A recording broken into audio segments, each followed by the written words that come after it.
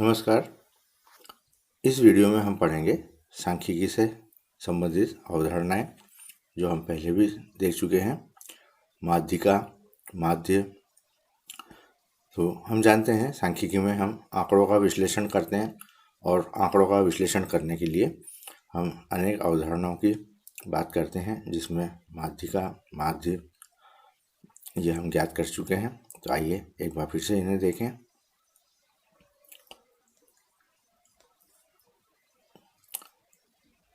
किसी भी आंकड़े के माध्यों को हम इस प्रकार परिभाषित करते हैं। x बार यदि आंकड़े x1, x2, x3, xn है तो उनका माध्य ज्ञात करने के लिए हम उन सभी आंकड़ों को जोड़ते हैं, और यदि मान लीजिए कि हमने n आंकड़े लिए हैं तो n से भाग देते हैं। और यदि माध्यिका हमें ज्ञात करना हो तो माध्यिका की गणना के लिए आंकड़ों को पहले आरोही या अवरोही क्रम में, बढ़ते क्रम में या घटते क्रम में व्यवस्थित किया जाता है, और फिर इस प्रकार से देखा जाता है कि यदि कुल प्रेक्षणों की संख्या विषम है तो जो बीच वाला पद जिसको हम माध्यिका कहते हैं वो होगा n+1/2, और यदि प्रेक्षणों की संख्या सम है तो n/2 और n/2+1 प्रेक्षणों का माध्य होता है। तो ये चीज़ हम लोग जानते हैं। अब आइए और गहराई से इस चीज़ को यदि हम देखें, मान लीजिए कि हम दो बल्लेबाजों द्वारा पिछले 10 मैच में बनाए गए रनों पर विचार कर रहे हैं।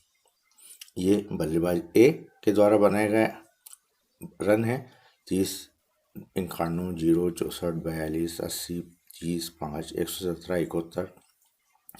इसी प्रकार बल्लेबाज बी द्वारा 53, 46, 48, 50, 53, 53, 58, 60, 57, 52 इस तरह से ये रन बनाए गए हैं।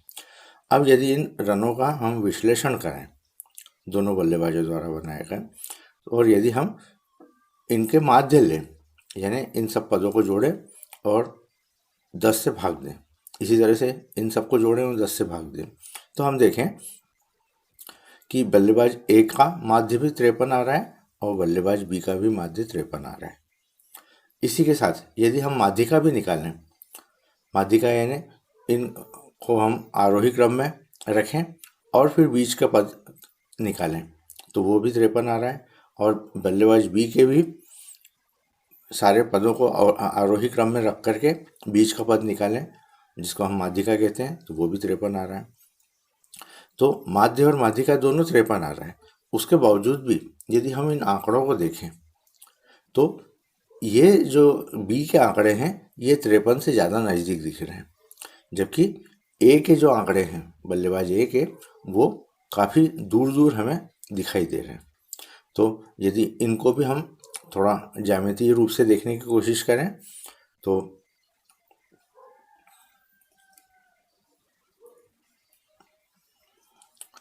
इस चित्र में आप देख सकते हैं कि ये हमने बल्लेबाज ए के लिए आंकड़ों को यहाँ पर दिखाया है और ये बल्लेबाज बी के लिए। तो हम देख सकते हैं कि बल्लेबाज ए के लिए जो आंकड़े हैं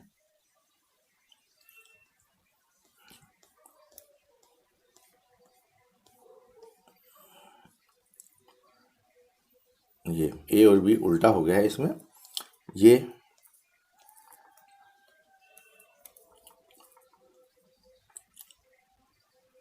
जो बी के आंकड़े हैं वो पास पास में दिख रहे हैं, 53 से पास पास में, और जो ए के आंकड़े हैं वो दूर दूर दिख रहे हैं। यहाँ हम देख सकते हैं कि ये आंकड़े जो है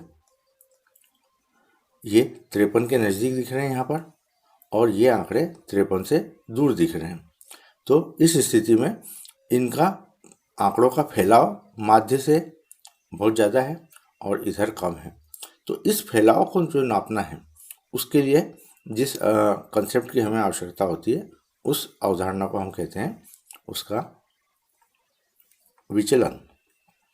तो आइए विचलन देखें। हम विचलन को इस तरह से परिभाषित किया गया है। हम देख सकते हैं कि बल्लेबाज बी के संगत बिंदु एक दूसरे के पास पास हैं और केंद्रीय प्रवृत्ति की माप माध्यिका के आसपास में है, जबकि ए के जो बिंदु हैं वो बिखरे हुए हैं। ये चित्र में हम देख सकते हैं ये ए के लिए है और ये बी के लिए है। प्रिंटिंग मिस्टेक है। तो हम देख सकते हैं कि ये बी के जो रन है वो 53 के पास में है, जबकि ए के लिए जो रन है वो दूर दूर फैले हुए हैं। तो इस बिखराव को नापने के लिए हम जिस अवधारणा की बात करते हैं वो है प्रकीर्णन। इसको कहा जाता है प्रकीर्णन, यानी कितने फैले हुए हैं। और इसको फैलाव को नापने के जो तरीके हैं उसमें एक तो होता है कि हम परिसर निकालते हैं, रेंज निकालते हैं। एक होता है चतुर्थक विचलन, क्वार्टाइल डेविएशन। एक होता है माध्य विचलन और एक होता है मानक विचलन। तो अभी हम जो अध्ययन करेंगे वो इसको छोड़ करके बाकी 3 चीज़ों का करेंगे, परिसर का, माध्य विचलन का और मानक विचलन का। तो आइए सबसे पहले हम देखें परिसर। परिसर का मतलब ये होता है कि दो बल्लेबाज ए और ए के द्वारा, परिसर मतलब सबसे अधिक उसके द्वारा बनाया गया रन और सबसे कम रन, उनके बीच का अंतर। तो ये देख सकते हैं हम कि उसके द्वारा सबसे अधिक बनाया गया रन 117 है और सबसे कम रन बनाया गया 0 है, तो इनका अंतर 117 हो गया। और बल्लेबाज बी के लिए जो परिसर होगा उसमें सबसे ज़्यादा रन बनाए गए 60 है और सबसे कम बनाए गए 46 है, यानी 14। अब देख सकते हैं हम कि इसके लिए रेंज इसकी रेंज से ज़्यादा है, यानी इसका मतलब ये हुआ कि ए के जो स्कोर है उसमें बिखराव ज़्यादा है, बिखराव या प्रकीर्णन ज़्यादा है। बी के लिए बिखराव या प्रकीर्णन कम है। तो इस आधार पर हम बल्लेबाज के लिए भी कह सकते हैं कि बल्लेबाज बी ज़्यादा विश्वसनीय है, क्योंकि इसके जो रन हैं वो हमेशा लगभग उसके एवरेज के साथ ही चलते हैं, लेकिन ये कभी ज़्यादा भी रन बन जाते हैं, कभी कम भी रन बन जाते हैं। तो इसलिए इसके जो बिखराव है वो ज़्यादा है और बी का बिखराव कम है। तो हमने एक नियम देख लिया कि श्रृंखला का रेंज निकालना हो, परिसर निकालना हो, तो अधिकतम मान में से न्यूनतम मान को घटाया जाता है। अगली अवधारणा है विचलन की, माध्य विचलन की। अब विचलन का अर्थ हम समझें कि यदि कोई मान ए है और उसके संगत हर बिंदु का अपन अंतर लें, x माइनस लें, तो इसको x माइनस ए को x का a से विचलन कहते हैं। अब यदि हमें माध्य से विचलन ज्ञात करना हो तो a के स्थान पर हम उन सारे आंकड़ों का माध्य ले लें और हर एंट्री से, हर आंकड़े से उस माध्य का अंतर हम निकालें। तो इस स्थिति में जो हम प्राप्त करेंगे वो कहलाएगा माध्य विचलन। आइए इसको हम उदाहरण से समझने की कोशिश करते हैं।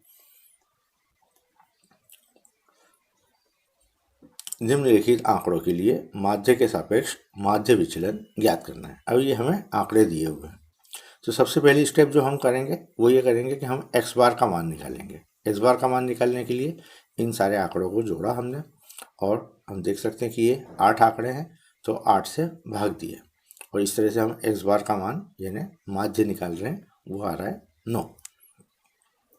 इसके बाद में इस 9 का अंतर हम निकालेंगे हर एंट्री से, पहले आंकड़े से, दूसरे आंकड़े से, तीसरे आंकड़े से। तो 6 और 9 का अंतर यानी 6 माइनस 9, 7 और 9 का अंतर 7 माइनस 9, 10 माइनस 9, 12 माइनस 9, ये हर आंकड़ों से हमने अंतर लिख दिया और हम प्राप्त कर रहे हैं कि -3, -2, 1, ये -3, ये -2, ये -1, फिर ये 3, ये 4, -5, -1, 3। इस तरह से ये अंतर हम प्राप्त कर रहे हैं। अब ये अंतर ऋणात्मक भी है, धनात्मक भी है, तो हम इनका निरपेक्ष मान ले रहे हैं, यानी केवल इनका चिन्ह को छोड़ करके धनात्मक मान ही ले रहे हैं।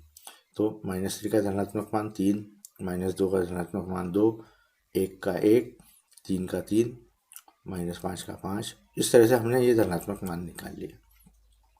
अब अगली स्टेप में हम करेंगे कि इन सब जो निरपेक्ष मान निकाले हमने विचलन के, इन सबको जोड़ेंगे और 8 से भाग देंगे।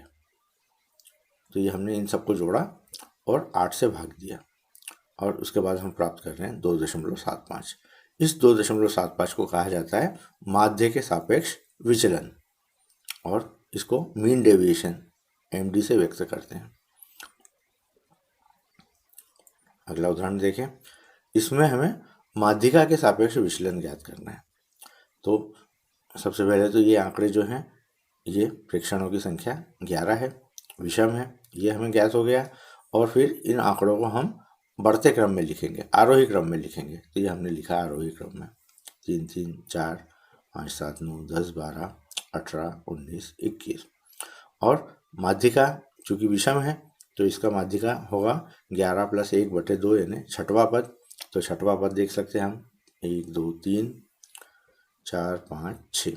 तो हम छठवां पद देख रहे हैं, 9 है। तो इसका मतलब इसकी माध्यिका 9 हो गई। अब माध्यिका के साथ इसका विचलन देखें तो इसका निरपेक्ष मान देखें तो 3 और 9 का जो अंतर होगा वो 6 है। 9 और 9 का अंतर 0 हो जाएगा, 5 और 9 का अंतर 4 हो जाएगा। तो यहाँ से देख रहे हैं हम अंतर, 3 और 9 का अंतर 6 हो जाएगा, 3 और 9 का अंतर वापस 6, 4 और 9 का अंतर 5, फिर 5 और 9 का अंतर 4, 7 और 9 का अंतर 2। इस तरह से हमने इन अंतरों को निकाल लिया और अगले स्टेप में इन सब का योग किया हमने। ये योग किया है, इनका 58 आ रहा है। और उस 58 में हमने 11 से भाग दिया तो हम मीन डेविएशन प्राप्त कर रहे हैं। ये माध्यिका के साथ में इसका विचलन हमने प्राप्त किया है। तो यदि माध्य के साथ विचलन प्राप्त करना हो तो हम माध्य ज्ञात करेंगे और हर आंकड़े से अंतर लेंगे। और यदि माध्यिका के साथ सापेक्ष ज्ञात करना है तो हम पहले माध्यिका ज्ञात करेंगे और उसके सापेक्ष विचलन ज्ञात करेंगे। तो आइए अब प्रश्नावली में हम प्रश्नों को देखें। पहला प्रश्न हमारे सामने है कि दिए हुए आंकड़ों के लिए माध्य के सापेक्ष माध्य विचलन ज्ञात करना है। तो ये पहला प्रश्न है। यदि हम देखें तो आंकड़े दिए हुए 4 7 8 9 10 12 13 17। तो सबसे पहले हम इन आंकड़ों के लिए माध्य ज्ञात करेंगे। तो इन आंकड़ों को हमने जोड़ा और हमने देखा कि ये 8 आंकड़े हैं तो 8 से भाग दिया। तो इस तरह से हम प्राप्त कर रहे हैं 10। अब हम x माइनस एक्स बार ज्ञात करेंगे, यानी हर आंकड़े का अंतर 10 के साथ और उसका धनात्मक मान यानी मॉड लगा देंगे। तो 4 के लिए हो जाएगा 4 - 10 मॉड यानी 6, 7 के लिए हो जाएगा 3, 8 के लिए अंतर हो जाएगा 2, 9 के लिए अंतर हो जाएगा 1, 10 के लिए 0, 12 के लिए 2, 13 के लिए 3 और 17 के लिए 7। अब ये जो हमने x माइनस एक्स बार निकाले हैं इन सब का योग करेंगे। तो जोड़ने पर हम देख रहे हैं कि ये मान आ रहा है 24। तो माध्य के सापेक्ष माध्य विचलन हो जाएगा 24/8 यानी 3। अब ठीक इसी ढंग से अगला प्रश्न है, ये आप लोगों के लिए किया छोड़ा जा रहा है, इसको आप ठीक इसी ढंग से हल करके देखें।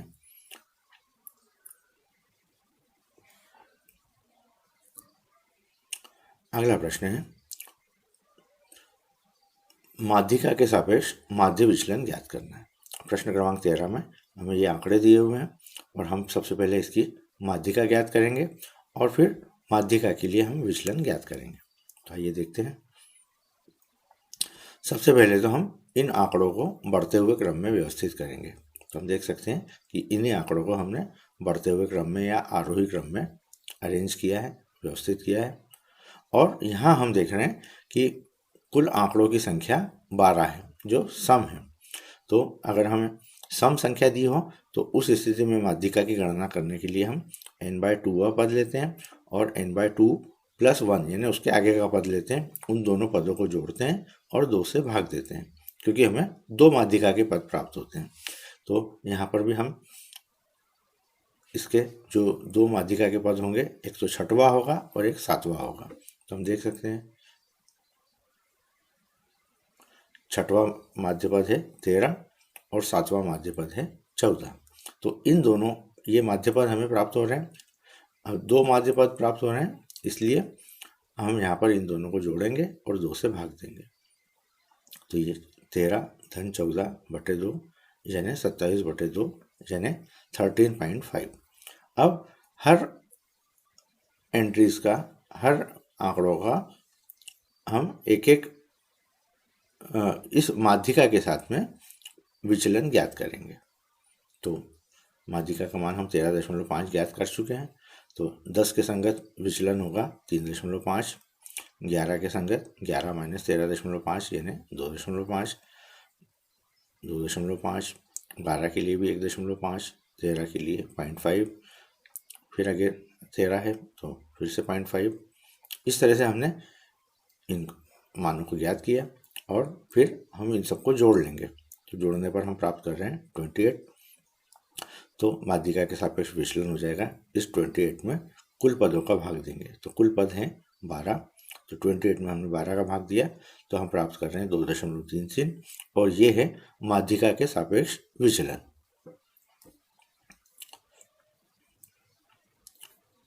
इसी ढंग से अगला प्रश्न है जिसे आप लोग आसानी से हल कर सकते हैं। ठीक इसी ढंग से इसको हल करना है। अब इस प्रश्न में 5वें प्रश्न में हमें माध्य के सापेक्ष विचलन ज्ञात करना है।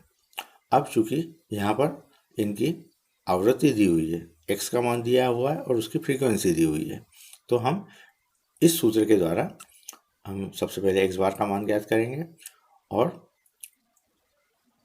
उसके बाद में इस प्रश्न को हल करेंगे। तो सबसे पहले हम x बार का मान ज्ञात करेंगे। आइए देखते हैं प्रश्न क्रमांक 5। सबसे पहले हमने ये सारणी बनाई। सारणी किस तरह से बनाई? जो हमें मान दिए हुए हैं उनको हमने वर्टिकल रूप में लिख लिया। तो ये जो मान हमें हॉरिजॉन्टल दिए हुए हैं, क्षैतिज रूप में दिए, इनको हमने ऊर्ध्वाधर लिख लिया। तो ये x के मान है और ये f के मान है। तो इन मानों को हमने लिख लिया यहाँ पर, ये x और ये f। अगले स्टेप में x इंटू f का मान गुणा किया, यानी 5 और 7 जो लिखे इनका गुणा 35, 10 और 4 का 40, 15 और 6 का 90, 20 और 3 का 60, 25 और 5 का 125। इसके बाद में इन सब का हमने योग किया, तो जिसको हम सिग्मा f इंटू एक्स से व्यक्त कर रहे हैं और ये योग आ रहा है 35। इसी तरह से f का मान हमने योग किया और इसको सिग्मा f से व्यक्त किया और ये आ रहा है 25। अब हमारे पास सूत्र है माध्य का, सिग्मा एफ एक्स अपान सिग्मा एफ। तो 350 में हमने 25 का भाग दिया तो हम प्राप्त कर रहे हैं 14। अब ये x बार हमें प्राप्त हो गया। अब अगली टेबल हम बनाएंगे x माइनस एक्स बार, यानी हर आंकड़े x के साथ में 14 का हमें अंतर लेना है और मॉड लगाना है। तो 5 के साथ 14 का अंतर हम देख रहे हैं 9 आ रहा है, 10 के साथ 14 का अंतर 4 आ रहा है, 15 के साथ 14 का अंतर 1 आ रहा है। तो इन मानों को हमने यहाँ पर लिखा, यह आ गया x माइनस एक्स बार। और अगले कॉलम में f के साथ में इनका गुणा करना है। तो ये f 7 है, तो 7 गुणित 9 63, 4 गुणित 4 16, 6 गुणित 1 6, 3 गुणित 6 18, 5 गुणित 11 55। तो ये हमने f into x minus x bar का मान ज्ञात कर लिया और इन सब का हम योग करेंगे तो हम प्राप्त कर रहे हैं 158।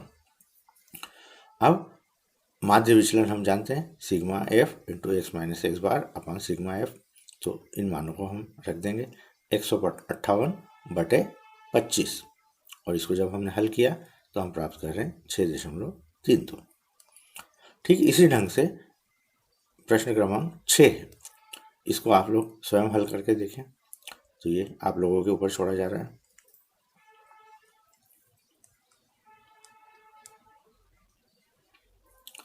प्रश्न क्रमांक 7 में माध्यिका के सापेक्ष माध्य विचलन ज्ञात करना है। अब यहाँ पर भी ये फ्रीक्वेंसी के रूप में दिया हुआ है। तो सबसे पहले तो हम माध्यिका ज्ञात करेंगे।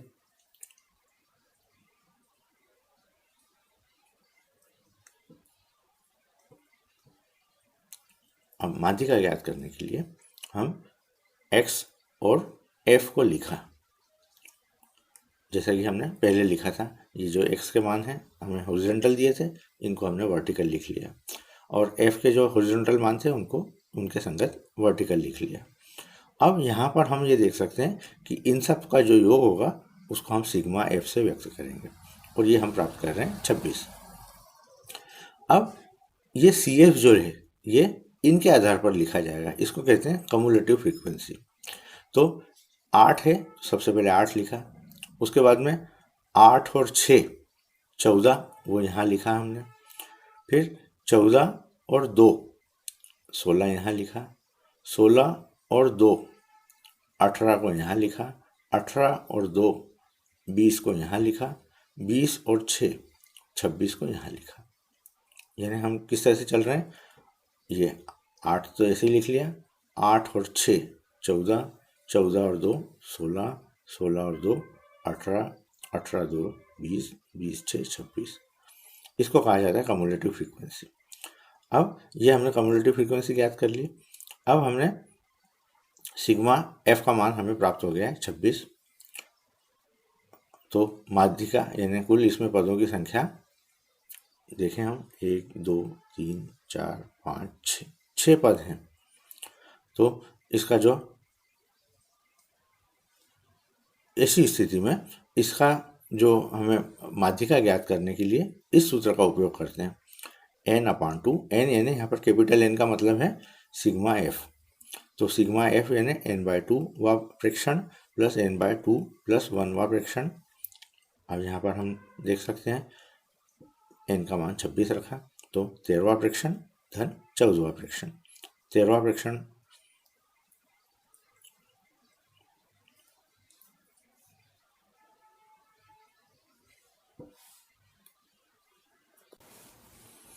अब 13वां प्रेक्षण हमें प्राप्त होगा इस रेंज में।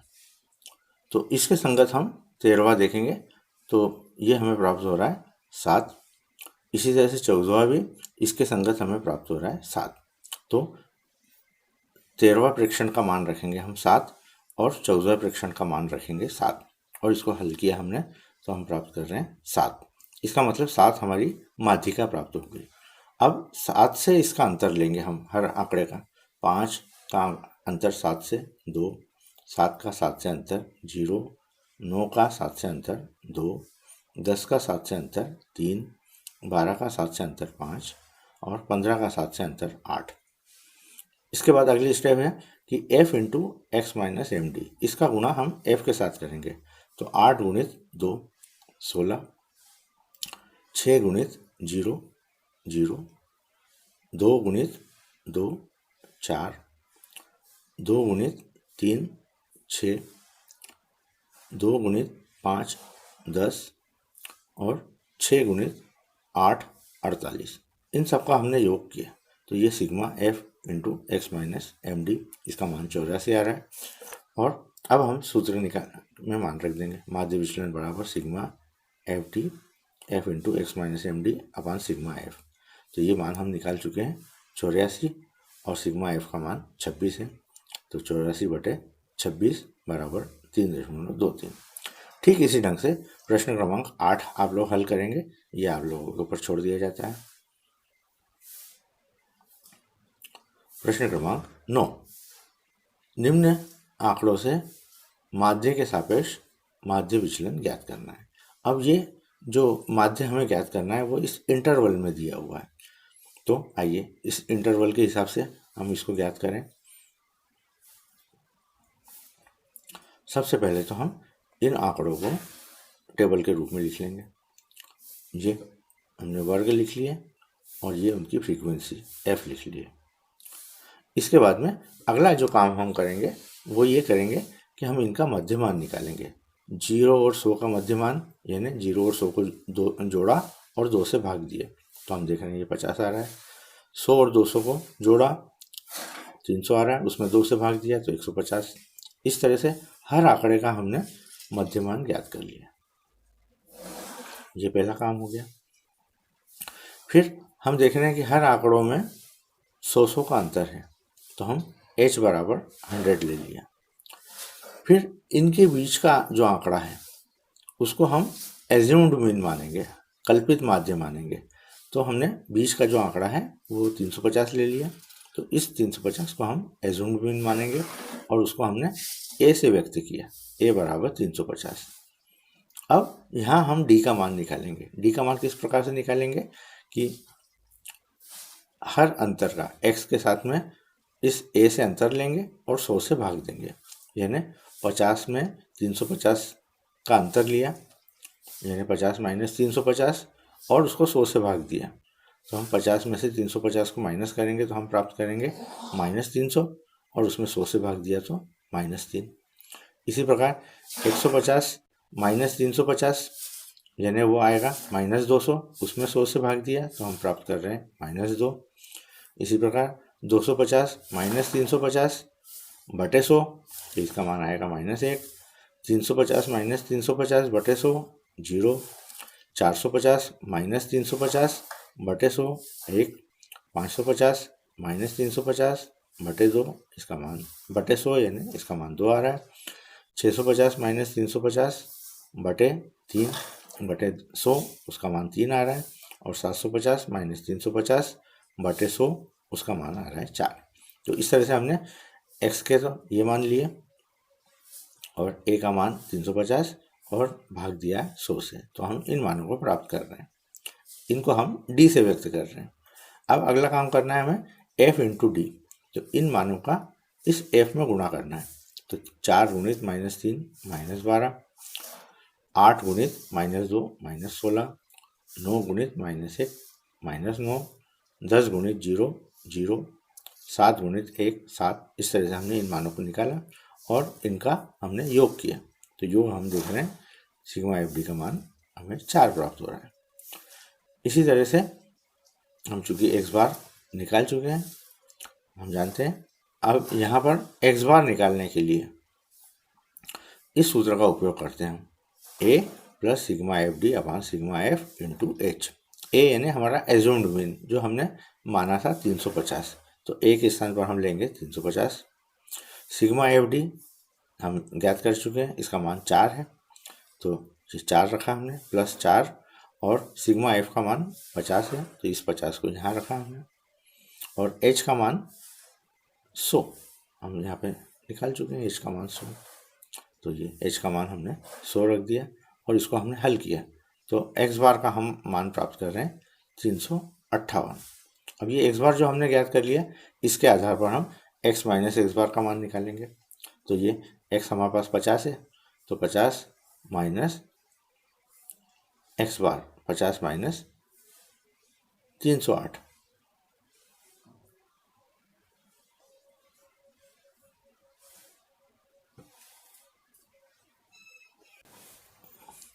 तो यहाँ हम देख रहे हैं 50 माइनस 358 ये हमें प्राप्त होगा 308।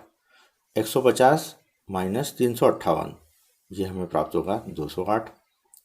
250 माइनस 358 ये हमें प्राप्त होगा 108, क्योंकि हम x बार का मान ले रहे हैं 358। 350 माइनस 358 ये हमें प्राप्त होगा 8। 450 माइनस 358 ये होगा 92। 550 माइनस 358 ये प्राप्त होगा 192। 650 माइनस 358 ये 292। 750 माइनस 358 392। ये हमने x माइनस x बार का मान ज्ञात कर लिया। फिर f into x minus x bar का मान, ये f है, इसमें इसका गुणा करेंगे तो 50 गुणित 308 ये मान प्राप्त हो रहा है।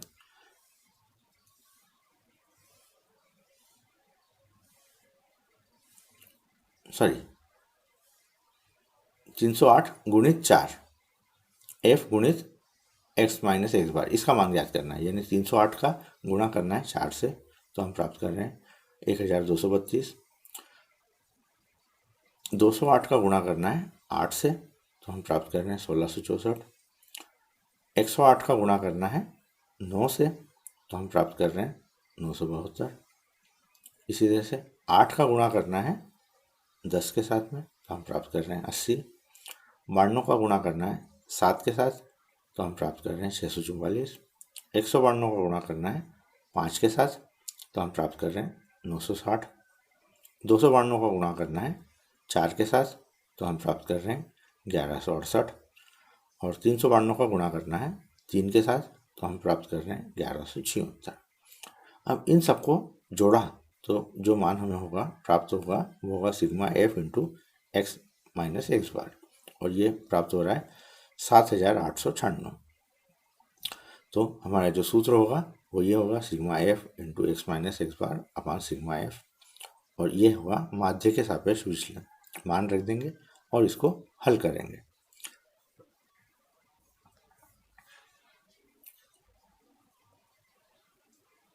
अगला प्रश्न ठीक इसी ढंग से करना है, तो ये आप लोगों के ऊपर छोड़ दिया जाता है। यहाँ हम देख सकते हैं कि ये जो अंतर आ रहा है वो 10-10 का है, इसलिए एच का मान यहाँ पर 10 लिया गया है और बीच का एक मान 130 लिया है एज्यूम डोमेन के रूप में। तो इस प्रश्न को आप स्वयं हल करके देखें। अगला प्रश्न है निम्न आंकड़ों के लिए माध्यिका के सापेक्ष माध्य विचलन ज्ञात करना है। अब यहाँ पर ये इंटरवल दिया हुआ है और यहाँ पर हम जो माध्यिका की गणना करेंगे वो इस सूत्र के द्वारा करेंगे, L प्लस एन अपान 2 minus c upon f into H. तो आइए सूत्र का उपयोग हम किस प्रकार से माध्यिका ज्ञात करने के लिए करेंगे देखते हैं। सबसे पहले तो इन आंकड़ों को हम वर्टिकल रूप में अरेंज करेंगे, यानी ऊर्ध्वाधर रूप में इसको हम लिखेंगे। तो इन आंकड़ों को हम यहाँ पर ये लिख रहे हैं, ये वर्ग है और ये फ्रीक्वेंसी है। तो ये इस तरह से हमने लिख लिया, वर्ग और फ्रीक्वेंसी। 0 10 10 20 के लिए 8, 20 30 के लिए 14, 30 40 के लिए 16, 40 50 के लिए 4 और 50 60 के लिए 2। इसका ये करने के बाद में हम कम्युलेटिव फ्रीक्वेंसी निकालेंगे। तो 6 के लिए 6, 6 और 8 14, 14 और 14 28, 28 और 16 44 आ जाएगा यहाँ पे, 44 और 4 48 आएगा और 48 और 2 50। तो इस तरह से हमने कम्युलेटिव फ्रीक्वेंसी निकाल ली और यहाँ पर हमने मध्यमान लिख लिए। मध्यमान यानी 0 और 10 का मध्यमान, 10 और 0 को जोड़ा और 2 से भाग दिया 5, 10 और 20 को जोड़ा और 2 से भाग दिया 15, 20 और 30 को जोड़ा और 2 से भाग दिया 25। इस तरह से हमने ये मध्यमान x के मान निकाल लिए। अब हमें जो तय करना है वो ये है कि इसकी माध्यिका। तो माध्यिका के लिए बीच का हमने कोई भी इंटरवल हम ले सकते हैं। तो मान लीजिए कि हमने 20 की ये इंटरवल का चयन किया, तो इसको हमने ब्रैकेट से लिखा है, अलग दिखे इसलिए। आप इसको रेखांकित भी कर सकते हैं। तो हमने जो माध्यिका का जो अंतराल लिया है वो 20 से 30 के बीच में लिया है और 14 भी अंडरलाइन हुआ है। अब किस तरह से हम मान रखेंगे उसको हम देखें। सबसे पहले तो हम n का मान यानी इन सब फ्रीक्वेंसीज को जोड़ा हमने। तो ये जो मान आ रहा है 50, ये कैपिटल N का मान है। तो ये हम देख सकते हैं यहाँ पे कैपिटल N का मान हमने 50 रखा। तो n/2 यानी 50/2 यानी 25। तो इस सूत्र में हम n/2 की जगह 25 रखेंगे। अब C का मान, अब इस सूत्र में हमें L की जरूरत पड़ रही है। L यानी ये जो हमने अंतराल लिया है, हमने अंतराल 20 से 30 का लिया है। तो ये जो 20 वाला मान है ये स्मॉल l का मान है। तो L बराबर हो जाएगा 20। तो यहाँ पर हमने रख दिया है L बराबर 20।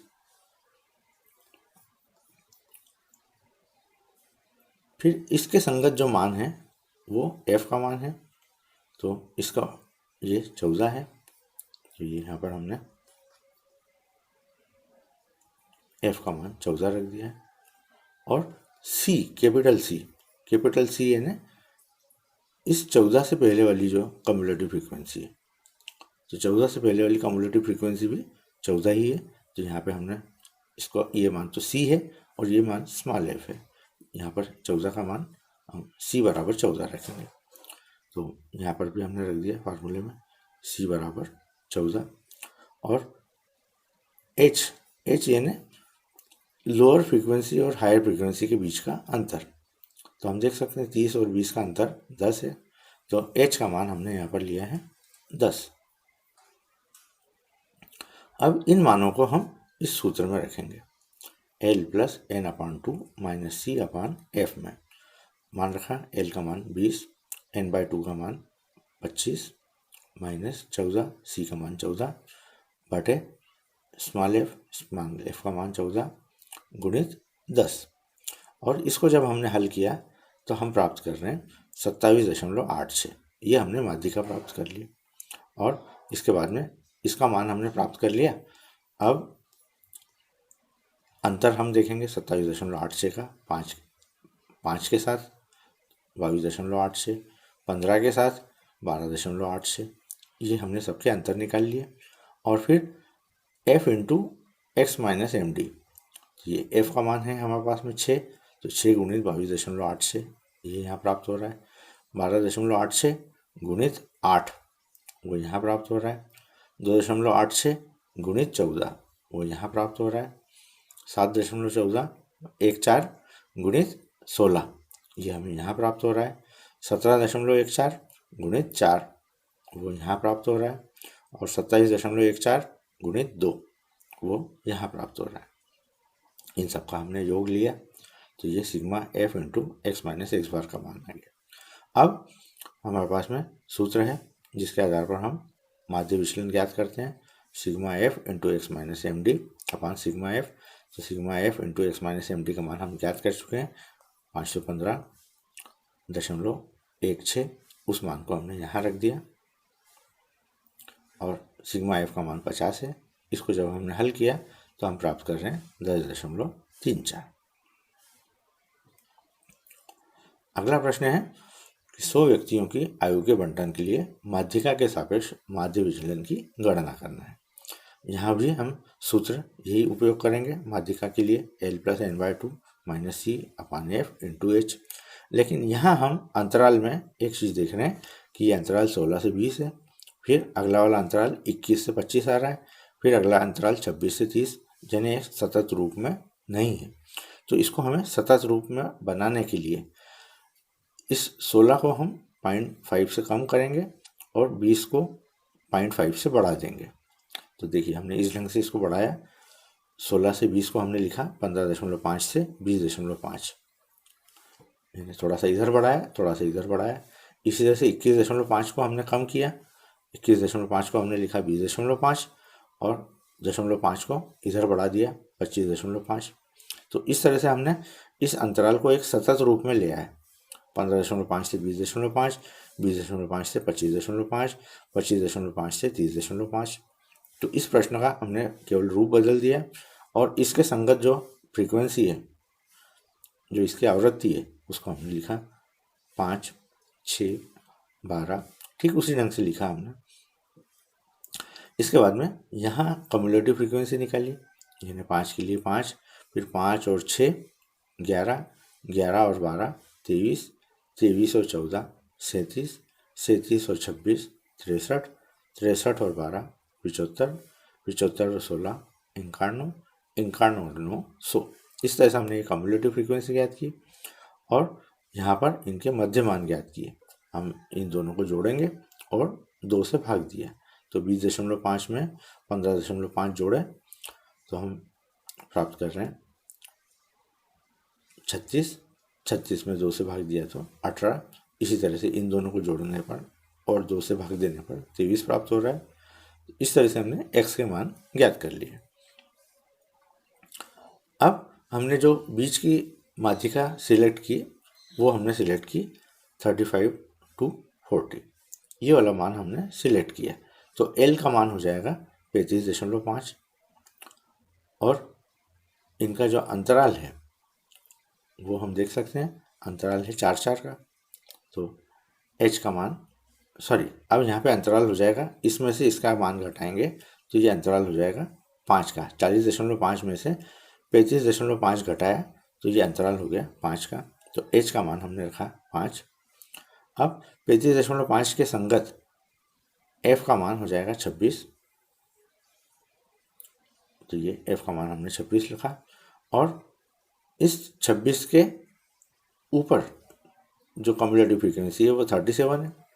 ये 26 के ऊपर वाली, तो इसका मान हमने रख दिया C बराबर 37 और सूत्र में हमने मान रख दिया और हमने माध्यिका ज्ञात कर ली। तो वो हम माध्यिका प्राप्त कर रहे हैं सूत्र में मान रखने के बाद 35.5 प्लस 50 माइनस 37/26 गुणित 5 और इन मानों को रखने के बाद हल किया हमने। हल करने पर हम प्राप्त कर रहे हैं 38। अब हमने माध्यिका ज्ञात कर ली, तो 38 के साथ में इसका अंतर x माइनस एम डी, यानी 18 का अंतर 38 के साथ 20, 23 का अंतर 38 के साथ 15, 28 का अंतर 38 के साथ 10। इस तरह से ये टेबल पूरी कर ली हमने। और अगली स्टेप है f into x minus M d. तो ये f का 5 का गुणा 20 के साथ 100, 6 का गुणा 15 के साथ 90, 12 का गुणा 10 के साथ 120, 14 का गुणा 5 के साथ 70, 26 का गुणा 0 के साथ 0, 12 का गुणा 5 के साथ 60, 16 का गुणा 10 के साथ 160, 9 का गुणा 15 के साथ 135। इन सब का योग किया हमने, तो ये sigma f into x minus x bar का मान ज्ञात कर लिया, जो 735 आ रहा है। अब इसमें इसका भाग देंगे, अर्थात हमें माध्य विचलन ज्ञात करना है। तो उसके लिए सूत्र sigma f into x minus M D upon sigma f। तो इसका मान रख दिया हमने 735, सिग्मा f का मान 100, और इसको जब हमने हल किया तो हम प्राप्त कर रहे हैं 7.35। तो इस तरह से हमने माध्यिका के सापेक्ष माध्य विचलन ज्ञात किया। तो इस प्रश्न को भी आप स्वयं हल करके देखें। तो इस वीडियो के लिए इतना ही। धन्यवाद।